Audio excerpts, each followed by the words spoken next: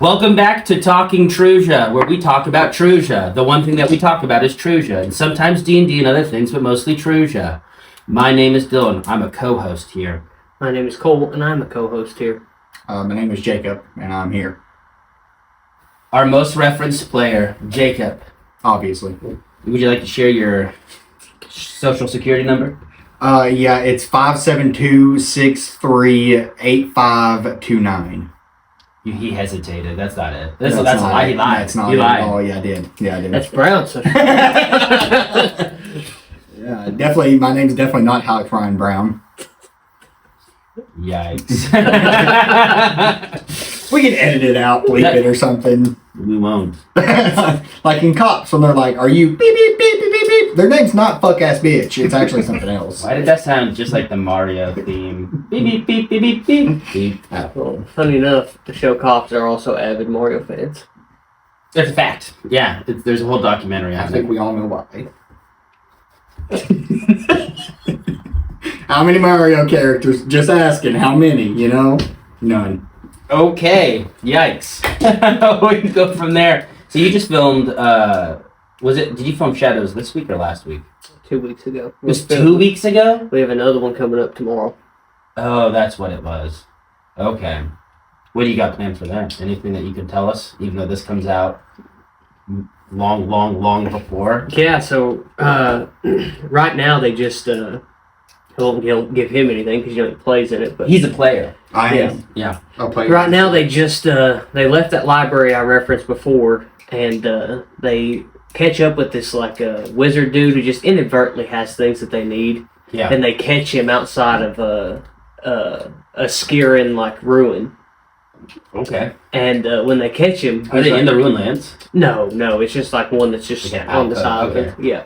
And when they catch up to him, he's kind of weary and worn down, and Nate's character's like, "You gotta come with us." He's like, "You don't realize what's going on here. I can't." And then just skeletons start pouring out of this ruin, and he throws Jacob this sword that they were after. Mm-hmm. And where we left off was them all sitting there in almost like a wedge formation. This wizard's holding magically holding the door to this temple open. And it's "You're going to have to protect me." And they're trying to send one party member in, and the rest of them are just going to fight hordes of skeletons as they come through. Yay! I mean, I was super excited. I was looking for the Holy God Sword since I saw the picture 20 minutes beforehand, but I was obsessed with it. Wouldn't you be more excited if they were goblins instead of skeletons? I Who's would. to say they aren't skeletal goblins like they were in the Friend campaign? He never did specify a height or feature of said skeletons. Oh, I see. Wouldn't That changes the game. They were stoked. It was one of those moments where they played through the final fight in the library, and then they get here, and we just they get in formation, they have their plan together, and I was and that's where we stop today. And they're all As he always does. Yeah, that's bad. He's awful. The anticipation is what kills me. So the way I look at that, though, is a big fight like that, I'd much rather everyone's more energetic in the very beginning of a game than they are when you played 3 hours at the end. And not to say that they lose interest or oh man, get real mopey, but getting in.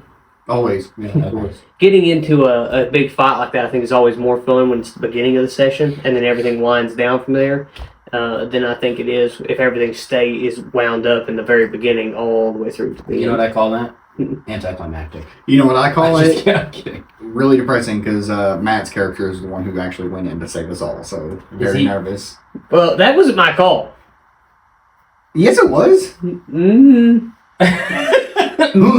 Well, I mean, I do what the NPCs do, but I'm not to be trusted, am I? no, he is not, unfortunately. So what did Matt do? He went into what? The wizard suggested that Matt go in. Where the skeletons are? No, into the temple to get the source of magic or whatever's causing the skeletons. So Matt's gonna die. Is what I'm hearing. Matt's gonna kill us all. Matt's dead. Yeah. See, he's gonna get turned into a chip. They fall into this loop all the time where and I'm not trying to say that I'm against them because I'm not against them, but I play the NPCs true to the NPCs, right? Yeah. So they all have. This guy could be evil. We have no idea. They all have motivations, right? The NPC that led them onto this island was yeah, you all have to totally come with me, but he has a whole vendetta against Edmund Drossi, and in whenever they got on the boat, they started to realize, like, man, we didn't try to clear our names. We didn't go back to Galadriel and tell them where we were going, or none of that. Yeah, but Nate's character has been keeping Galadriel kind of in the loop with his eye and the merchant. And Once you got on the island, yeah. But they were like, Matt was like, well, you're the one that told us to. And I was like, dog, I'm playing the NPCs. We are way too trustworthy a lot of times. Dude, that's true. If I just rolled up on an island with an old wizard dude that is seemingly stuck there, I'd be like, let's kill this guy.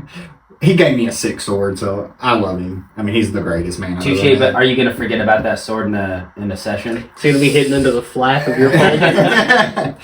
Possibly, perhaps. You never know, you know.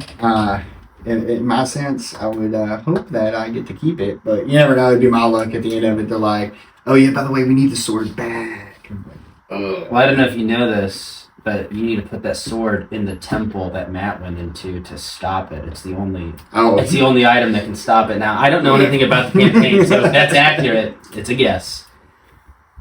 No, I really hope not, because his one hand would not be stable enough to wield this giant sword. Because Matt is missing a hand. I completely forgot about that. You guys mentioned he has become, but listen, he has become Take my good hand. No, he's just become the most like willing to sit back and listen character. And you'll have someone be like, I rush the NPCs, and you look at Matt, and he's just over there like, he'll just be there like, like, so he's learned. He literally just goes.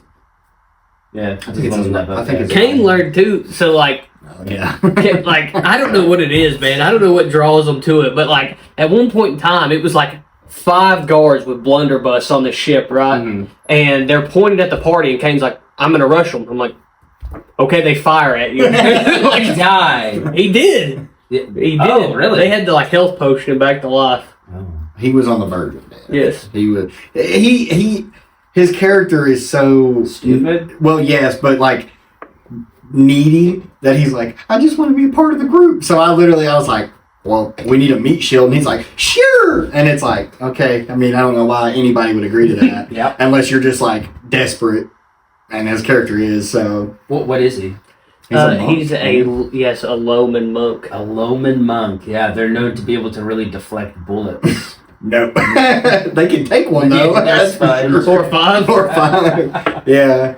And he'll be like, what do you want me to do? I'm like, your job, meat shield, go take a hit. And he's like, okay. And it'll be the worst scenes. There could be like and I just think it's funny because it could be like someone getting mugged in an alleyway, and they're like, we want to try to turn the mugger away from his life of crime. And you're like, okay, yeah, that's a situation where you could have rushed him and probably won, and then you'll be like, now here is the most powerful wizard in the continent. And they're like, we rush him. No, bad decisions is definitely contagious. Like that kind of side campaign that I'm doing with those guys from church has been getting more and more unhinged and stupid. You probably don't have the context of it, but they started off their first campaign losing everything within like the first 10 minutes just through bad decisions. That's the way to do it. And I thought there's got to be a way I can like balance out their stupidity. Mm-hmm. Not necessarily. So I told my wife, I was like, hey, I'm going to make you a character. You're just going to jump in on this. And she's jumped in on it, and she's also somehow unhinged and murder hobo as well. So they just are constantly getting in terrible situations. And the older boy, their brothers, I can't remember. Oh, so he loses his index finger just fighting a guard. And then later on, he tries to sneak up on the other 2 characters and chop off their index fingers so they can all be known as the Fingerless Gang or whatever the heck it is. I don't remember what he said. Genius. So he chopped off his other one, so he's missing both of his index fingers. And just somehow, this is just how absurd they are. In a fight with...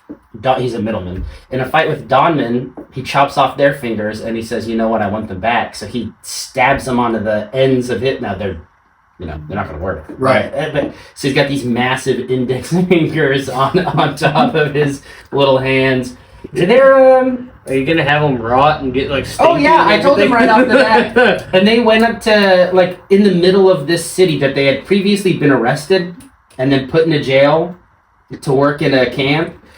And they're like, well, let's go back. I was like, No. Sure. And I looked at my wife and I was like, and she goes, let's go. And I was like, awesome. So they went in there and immediately run into guards. And she walks over and tries to actually give them like a good excuse because they're like wanted, right? They made a huge prison break. Mm. And she was like, oh, these are my dads. She plays like a little Donna girl. And they're like, yeah, we're not her dads. We have no idea who this little girl is. And she's like, what are you doing? Like, we're not going to get out of this. And then they do nearly die. She has to slaughter like 3 Donman by herself and then drag them into the sewer. But I just don't understand some people's mentality.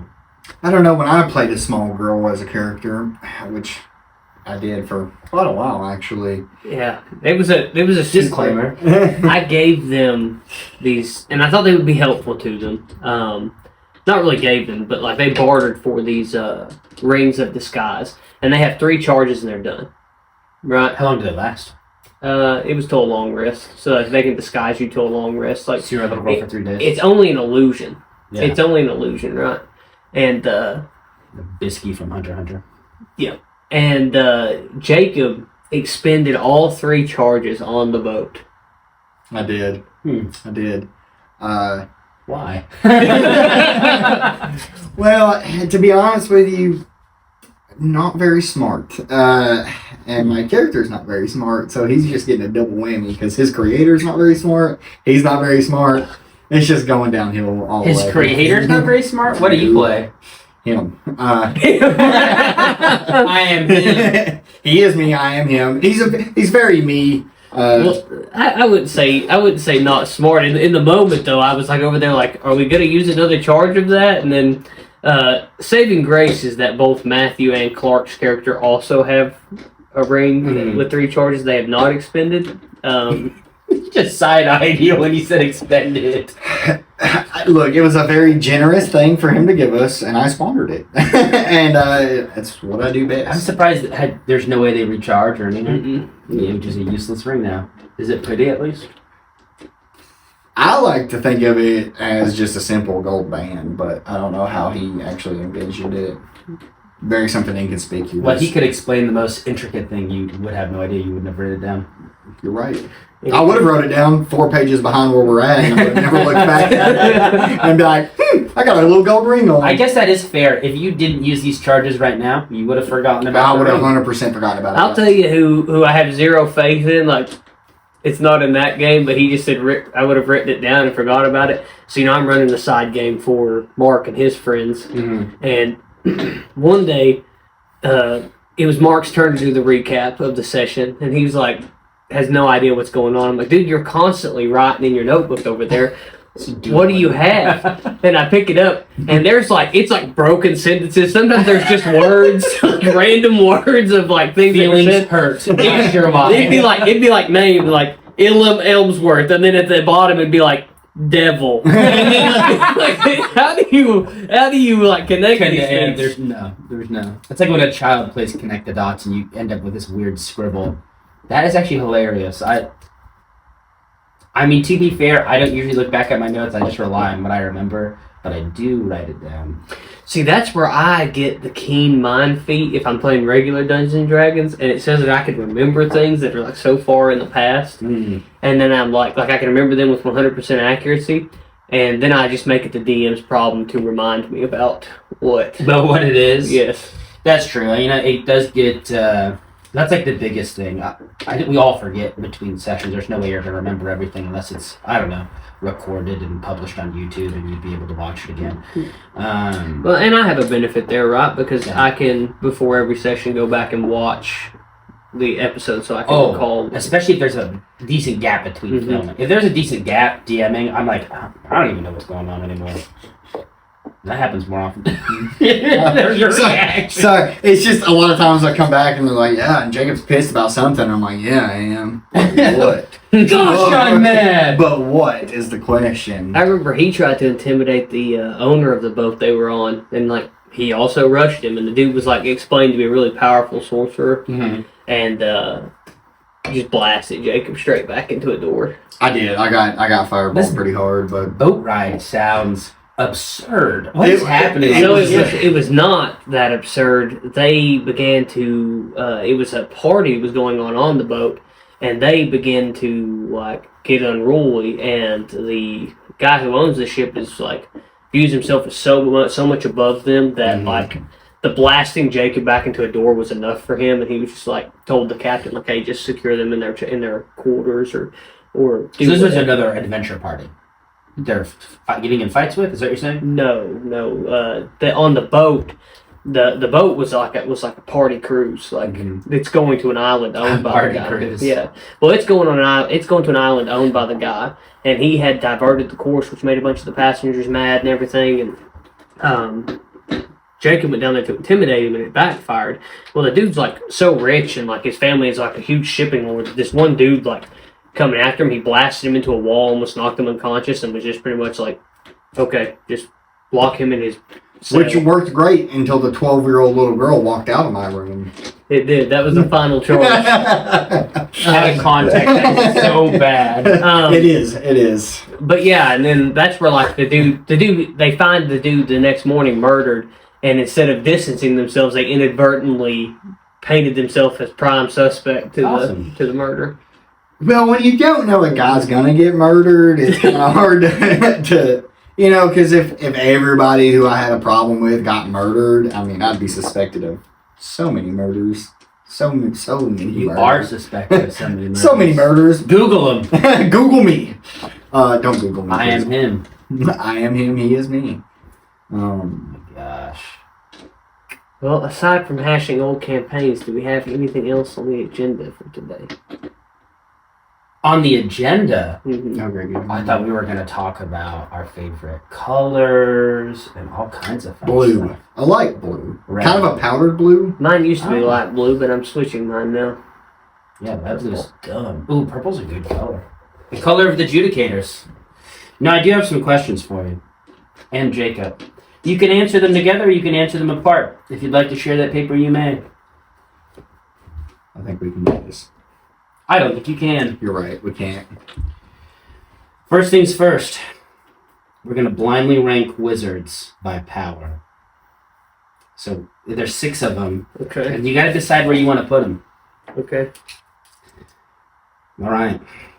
So is it like all the videos where you put somebody in the that spot's taken? Yes. Okay. So the last one is just a default. Yeah, it's whoever. Yeah.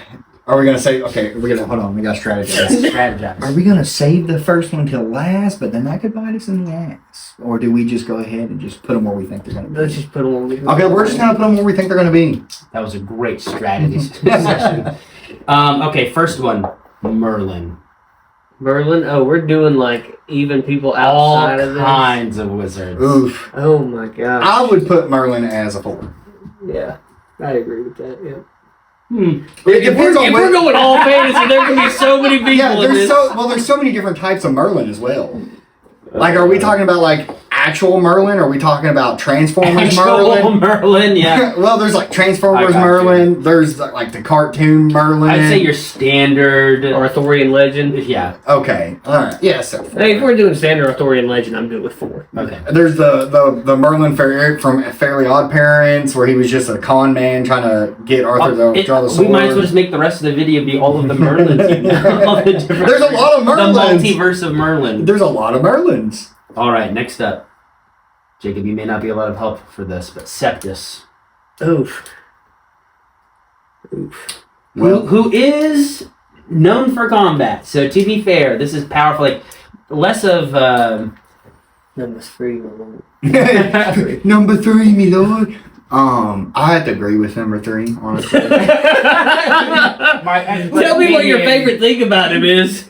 That Cole put him at number 3. That's strong. Like many of my life decisions, I just follow Cole. Strong argument. Oh, that's a good little mantra. Mm-hmm. Yeah. If anybody's ever seen or did you even put the other campaign on there when we played Brothers? Is that even on the channel? It's not yet, no. Okay. Well, there's a campaign that eventually might come out, maybe, where me and Cole actually play Brothers, and he goes crazy, and I'm still trying to back his play, and I'm like, don't really know what you're going with this, but I'm here for it. Jorgen and Oregon? Agron. Agron. That was beautiful. I have to say. Mm. The next one is going to be Belial. He's got to go number 2. Number 2. Really? Okay. I mean, with what we have so far. Oh, no! See, now we're leaving one for the worst and the best is either going to be the There should be 6 slots. Well, no. Belial goes number 5 because the only magic he has is nature magic and He warding magic. can't necessarily hurt people. And Merlin can. Okay, Belial's yeah, number so we'll put him at 5. I was thinking more of like lifetime feats. But Sure. Just like who'd beat who, essentially. All right, number 4 is Gandalf. Well, I guess it's not number 4, but Gandalf is the next one. Gandalf's number 2. There could be Dumbledore in there or anything. Dumbledore whoops Gandalf, I'm sorry. Just because Dumbledore's power is like so overt. But Gandalf's also a master swordsman, has all kinds of like crazy stuff he could do. And can't really die. Yeah. So Gandalf goes number 2. I would put Gandalf as number 1 personally, but if you really truly think it should be number 2, I think Gandalf should be number 1. I'm putting Gandalf number 2 because of the fact that Dumbledore could be on that list. And I understand that, but I will say this, and what, like... You still have your number 6 slot open, right? Mm-hmm. Okay. I assume we're talking prime time of each, right? Like, not Gandalf the Grey, but Gandalf the White, right? Yeah. Okay. Well, see, that makes a difference. Okay. I don't know. Gandalf literally Gandalf fought is the powerful, Balrog on the way down, like was whipping this dude as he was falling to his death. Well, not only He's that, a little bit more like... I mean, all of Tolkien's magic's a little bit more behind the scenes anyways. It's not like big blasts. yeah, but Gandalf is allowed to use more of his power based on what he's fighting. Yeah, but at the same time, I really believe Gandalf would be like, all right, I'm tired of this. Dust off the knuckles and just be like... I don't think Gandalf should go number 1 because we have no idea who else is in that list. I think. And I'm sorry, like I'm a bigger Lord of the Rings fan than I am Harry Potter, but if like let's just take Tales of Trusia stuff aside. Dumbledore is gonna whoop him in any. Are we going like? Well, it depends what we're basing it off of. Are we going off pure magical prowess, or are we going off of all their prowess? Well, no, I don't think we can because Gandalf and his other form are 2 different things. Like if he is in his other form, he's no longer Gandalf. That's true. Oh, it's like Angel. Mm-hmm. Yeah. Mm-hmm. All right, where's he getting put? Number 2. Sure. Number 2. So let's play rock paper scissors and whoever Rochambeau. wins. All right, ready? Yep. No, we gotta go 2 for 3. Oh, he's going number 1.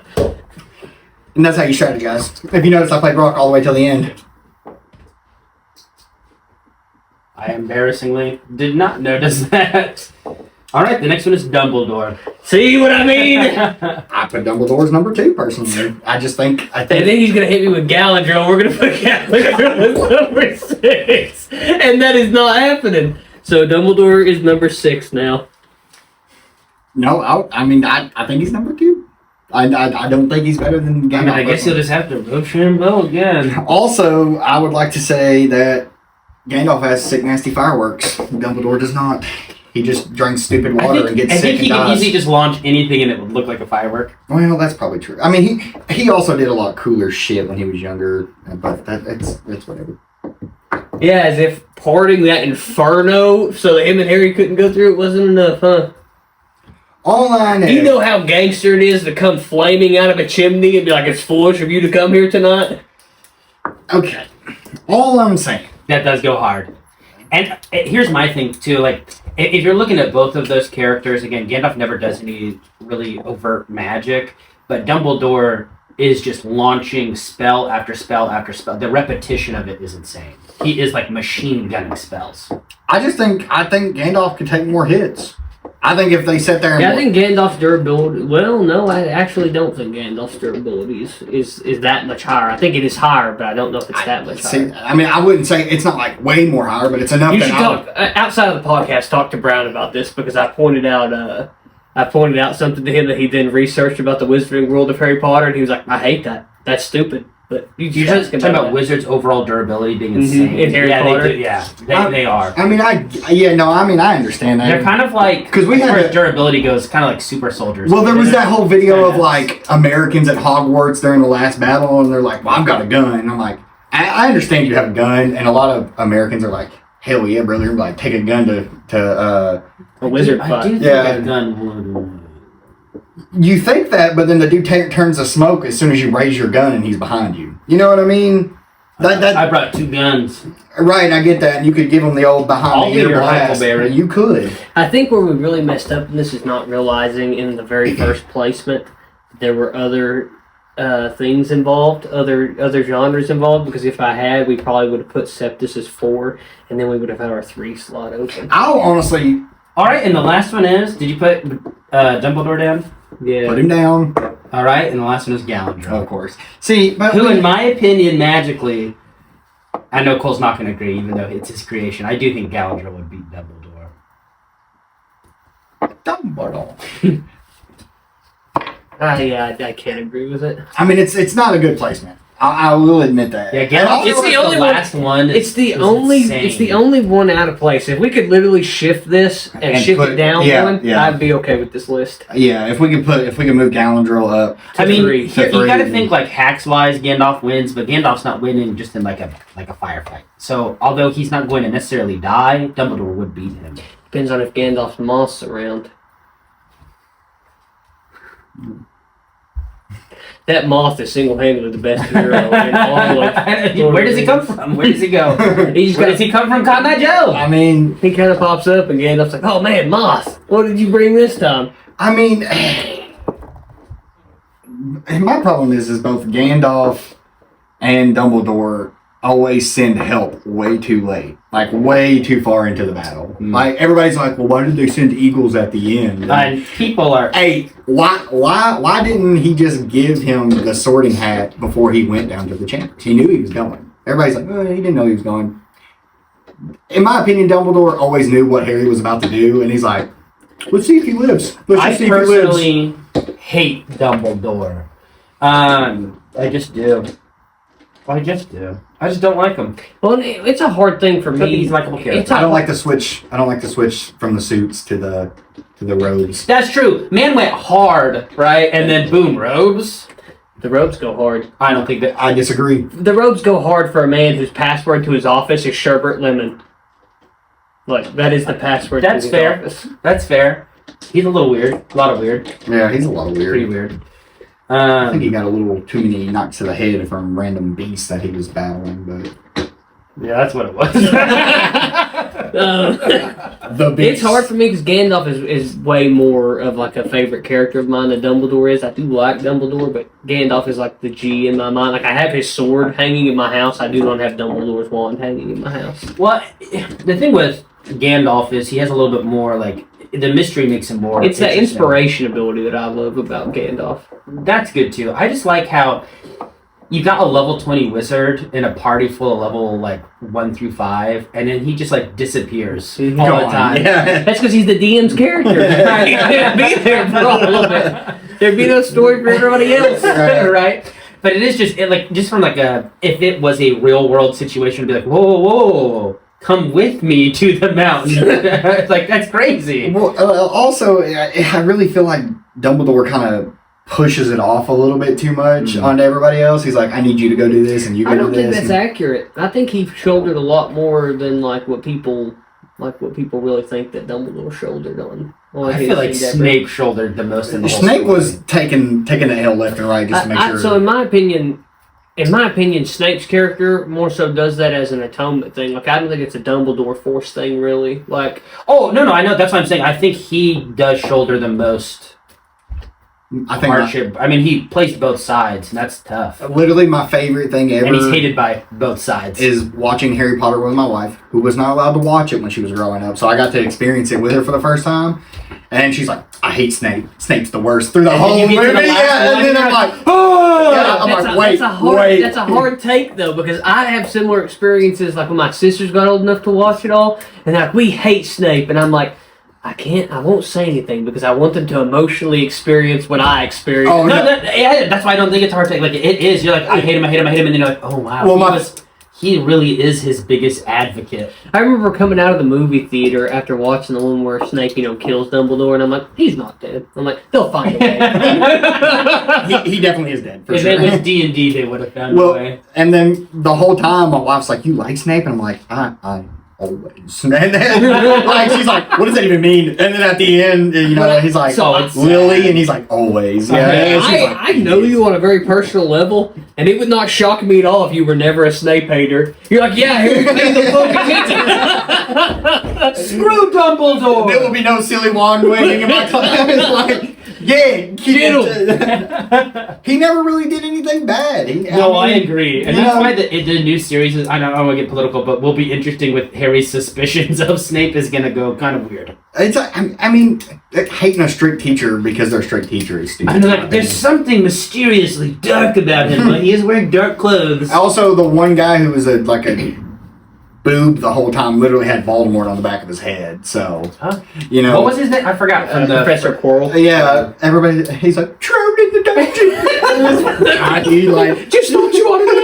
Yeah, it's like, why are you dead in the dungeon right now fighting a troll to save these children? Why are you in the dungeon? Snape would have been in that dungeon fighting that troll the whole time. I truly believe I forgot about the first one because it's been such a long time. Like, my favorite is Goblet of Fire, but I hadn't seen it in so long, and then I rewatched it, being much older, and I was like, I don't even remember this turban Voldemort. I was like, where did this come from? Oh, it was there. I know, I get that. I just completely forgot about it. Dude, because, I mean, because Snape's the good guy the whole time. Yeah. Do we have more lists? Oh, we got more to go. Yeah, we got way off on a tangent. And that tangent's totally fine. But Jacob, this is for you and I with the tiebreaker, I'm sure. But who do we feel like would win in just that all-out brawl?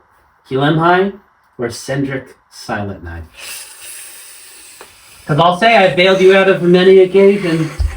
Here's the problem. Does Cedric have the paralytic arrows? Here's the problem. Even with him. Bring it. You know, it's one of those things. It's like, you know, who wins, Superman or Batman? Well, if Batman's got enough prep time. Okay. That's not the equivalent of Superman. It kind of is. You know, I'm Batman. High is a middleman, literally bred just to fight. That's his whole purpose. You're just a big guy. Your only thing you got going for you. I wasn't even big. You're a Donman. You're freaking huge. You're like 6'9". Yeah, but I always thought of myself as like a lanky little snake, like, or like a praying mantis. He's like a fairly bulky guy, but yeah, I mean, I'm not like big. He's pretty big. I mean, I'm tall, but I'm not. He's big. not like Eldon the Bane of Dawn big, but he is big. I mean, you can be tall and not big though. You don't have to be big and tall just because it's the name of the store. You're big and tall. I am big and tall. I'm not super tall. I mean, I've read the dossier on this Cedric failure. Failure? He is a failure! High wins! First of all, I murdered the king. Nobody knew that. I was the greatest at it. It was just what I did best. I think you might run That was the most infuriating moment as a dungeon master. I literally had the same exact crossbow. The moment, in my because I know you were in the know, yeah. But the moment that they were like, they'd found the crossbow and they're like, who in this party has Matthew? I know that, but in that moment, whenever they did that, and I was like, oh yes, down here in the crypt, this is where the cult, this is where it comes out. They're like, Melina has crossbows. And Jacob's like, yeah, she does. Get her. And they literally fought her. Yes. I had to be like, no, I don't think it's her, without like being like, it's Jacob's character. Well, you may run into a situation where Matt's character ran into that you you know, you just catch an L. I've never caught an L playing that character. And it's a roll of the dice. You know what I mean? Because if I hit you, it's not great. Matt's just a super unlucky person. Actually, we did fight. Did we? Yeah, we just did like an exhibition fight off camera. And you know who won that? I'm pretty sure I got mollywopped. Creed. Okay. Here's something that everybody should know about me, and anybody who's watched any of our campaign probably has realized by now. I am a terribly unlucky person. Not as unlucky as Matt. Not as unlucky as Matt, no. But if there was ever a man who has worse luck than me, it's Matthew. But besides that, it's me. It's pretty bad. Dude, I don't know. I just love how we built up the lore of Sir Thandolin to be such a great and such a noble And Well, we casted someone to play it who could not uphold. no, I don't agree. I think it's just because it was his first time, but I think not only because it was his first time, but he was constantly getting he was pulled away. distracted and whatnot. But it did make for very funny, like, in-world gameplay because he's supposed to be this, like, infamous, like, he's the survivor of this massacre. And you just literally fight. He didn't land anything. He just whooped them. To even be one of those sworn shields, you have to be one of the best knights in Arthuria, and then you undergo training. At least top 10.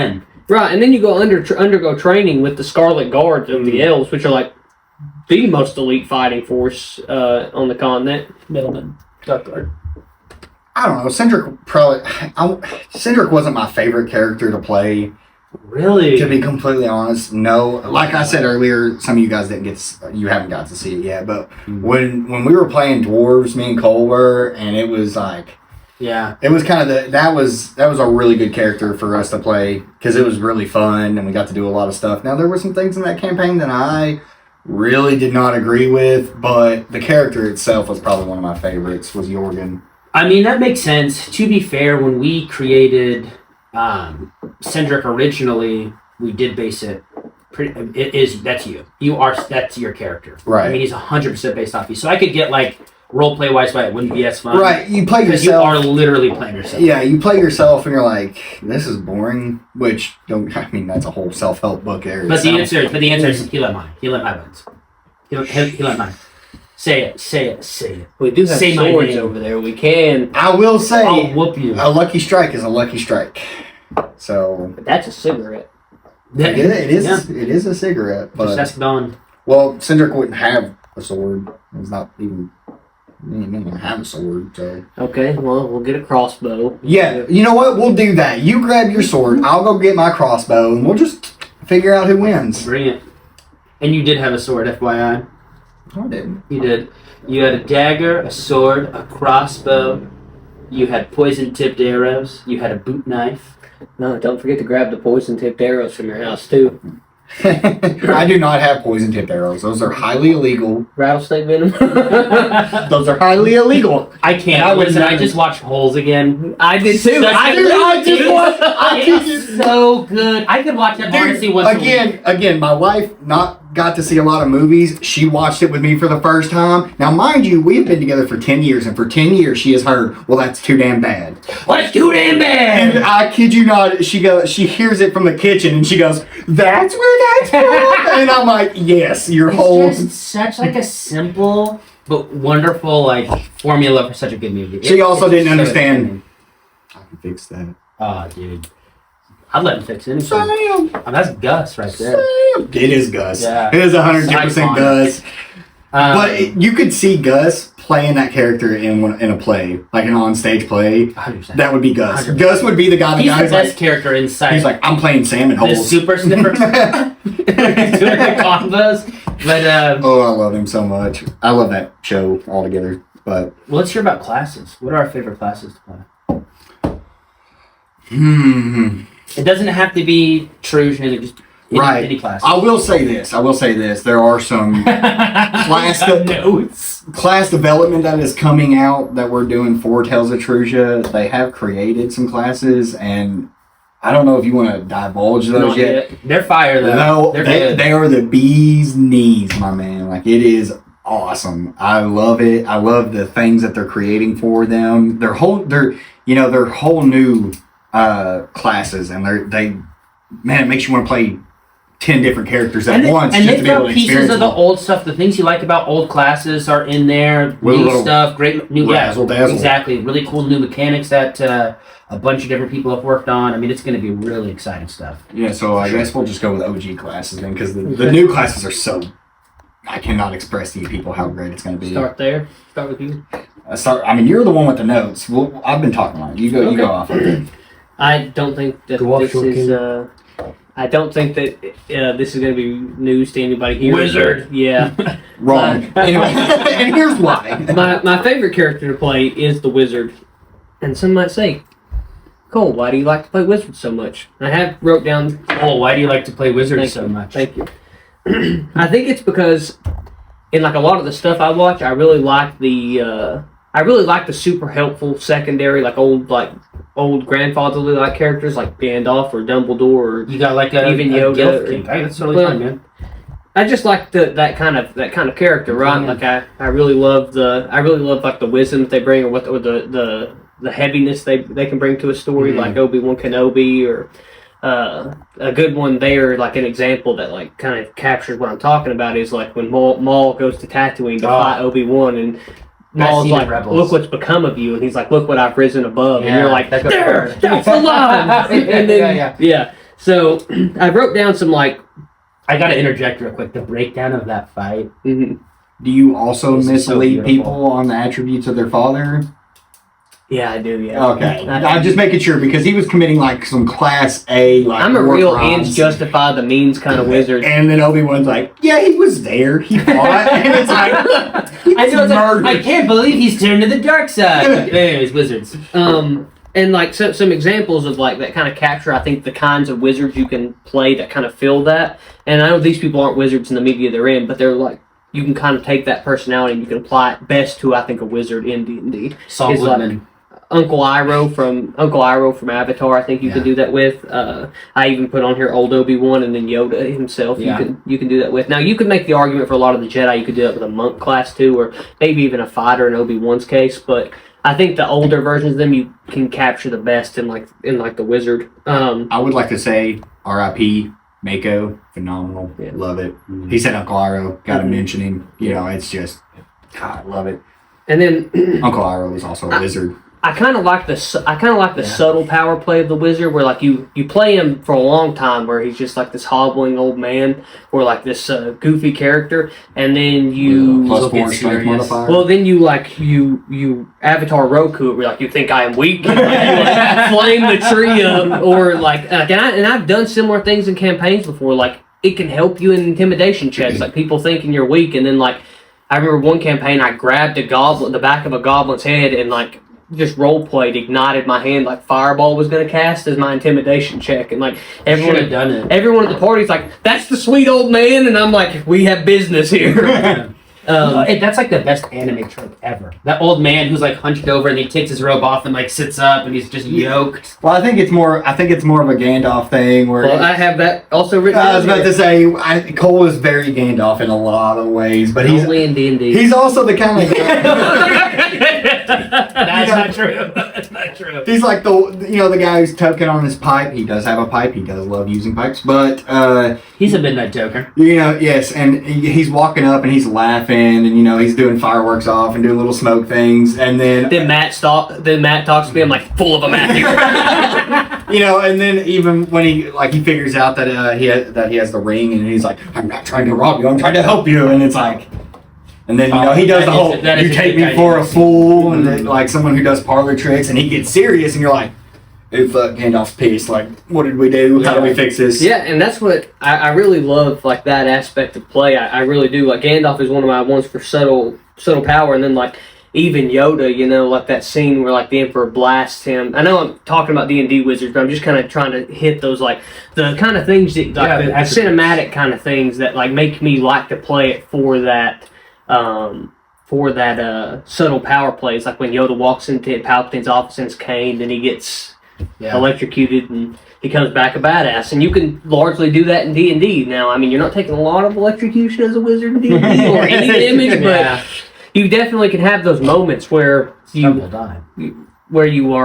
very nonchalant, and then you become very powerful very quickly. Someone say go blow for blow with a Balrog as you fall to your death, but I feel like I'm a very sarcastic person, even if I don't always mean to be sarcastic. And I think wizards can be cheeky in a magical kind of way that just kind of lends itself to the play style I like. And a lot of the ways you can do that is in like the bonuses you get to your rolls. So like on a history check, you can history check something, and then like it, and then someone like touches a lever on a door. You're like, why would you do that, dumbass? That's obviously like you're just going on with with what your history check is. Sorry, I'm briefly noting my stuff I have here. He was prepped. I didn't write anything down. Very prepped indeed. And then another thing for me about the wizards is the versatility, right? Most spells, they have the most spells of any class in like true Dungeons and Dragons. It lends themselves to being able to answer almost any question, like any question that a party could have. Now, there comes a note. Where's there. my dad? Well, I mean, He left me. we could probably find a way to answer that. Okay. But I guess what I'm getting at is like they have to prepare those spells kind of. But I played in good sessions where DMs kind of homebrew the rules, and I kind of like these homebrew rules where like in combat you only get your prepared spells, and then outside combat you're allowed to use your spell book, Which makes 100% sense. Yes. You've got the book. Oh, Use the book. exactly. That doesn't make sense outside of like. Well, they're like, well, it's just what you have prepared always. You're not high enough level to read that. And if that's the case, the wizard becomes extremely more helpful, like to what's going on. And I guess a good example of that is like I've said it a lot of times that I believe that cantrips are like the bread and butter of a wizard. Like you have to have good cantrips because in a lot of ways your role play with your cantrips can save you spell slots. As in like with Mold Earth, you're allowed to move so much earth and material and do stuff. And I've been in groups that allowed like the role play of someone using that spell to like carve doorways and walls, or move the ground to create stairs for the party, or put a path through lava, and that just makes the wizard so fun to play. And then I guess the big thing for me is also they have a versatility in play. Like I've talked about why I like to play them and the way I like to play them, but if you also like that kind of that inexperienced bookworm kind of thing, that's like kind of like the dude. Now I know he wasn't necessarily a wizard, I don't think, but in the D&D movie, the Simon character, who's like kind of nonchalantly good at what he's doing. Yeah. He's more Great bookwormy. movie. They did a great job with that. It I was. liked It I was. liked it a lot. I'm sorry if I bored you all with my tangent on the wizards, but No, I think I'm bored. I think Cole makes really good points. Wizards have the potential to just go off randomly and go hard as fuck in the paint. Mhm. They can. They do sometimes. Sometimes they don't. Sometimes they're just like, I don't think I will help. I think I'll just sit here and ponder. And you're like, what are you good for, old man? And then, you're getting mollywopped by some big beast and they roll up and they're here like, comes Wall of Flame Yeah. right down the It's like- front. It's hard to have a party without a wizard, I think. oh boy, is it. Oh boy, And is if it. I'm going to play with new people, I especially like to play the wizard because it allows me to, like, for an example, the game we're running with Kane, right? Like, being the wizard allows me spells and stuff that gives me an insight to the story, not like an unfair one, Yeah. but like an insight to the story. And I can help nudge and be the party advisor and nudge characters into their moments. Like, moments where Watson's character would be super phenomenal. It could be really cool for him. I can, like, be that wise advisor that nudges him into them, and then he has that cool moment where at the end of the game he's like, man, that was awesome, like I really love this game. And I think that's probably another big reason I like the wizard. What about you? What's your go-to? Honestly, and I haven't got to use it yet, and that's my fault. I am a huge Paladin fan myself. That, I'm going to be honest, surprises me a lot. I really like the character of a Paladin very much. I have yet to play a Paladin. I really, really, really want to. Mostly because when I started out, and when I created Matthias, he's a barbarian because I thought, barbarian is, hot take, the easiest character to play. I mean, it's a barbarian. You know what I mean? This was me as a brand new player coming into it, thinking like, oh, barbarian's super easy. Yeah. Barbarian hit stuff. Barbarian. Barbarian man. Yeah, barbarian, reckless rage or whatever. But Sure. And I was like, dang. And then I played a ranger as Cindric. Well, rogue. A rogue. I'm sorry, a rogue. Mhm. I'm not much of a sneak thief guy. This is not Skyrim. I don't always go with a stealth archer every single time. But again, something I haven't got to play. But what put me onto it was Clark's character, because he plays a paladin, if I'm not mistaken. In our game? Yes. No, he plays a druid. He's a druid. Who is a paladin? No one? In Shadows? No one's a paladin in Shadow of Tythera. No. I know, not in Shadow of Tythera. I'm trying to think. We had a paladin at one point. I just can't remember who it was. Either way. Either way. Yeah. No, it's the paladin is something that I really want to go forward with and eventually create a character for and play as. And Well, I mean, I think there's a definite thing there too, where Matthias could even like reclass into paladin. I think Matthias's That character could make a lot of sense. is coming to a crossroads where he continues down his path he's on, or he becomes this sun paladin. Well, there's a Path of the Zealot, right? If I'm not mistaken, it's Path of the Zealot. I can't remember honestly. Yeah, I If think only there was someone on the side nodding. that's Path of the Zealot, and you get to choose, and it's basically a paladin at that point because you gain powers from a deity. But I would really, A true reclass. yeah, I would really like to reclass. I think Matthias would be a better character as a paladin personally because he's a very God, bear witness to the strength of your creation. Let me get ready for my campaign.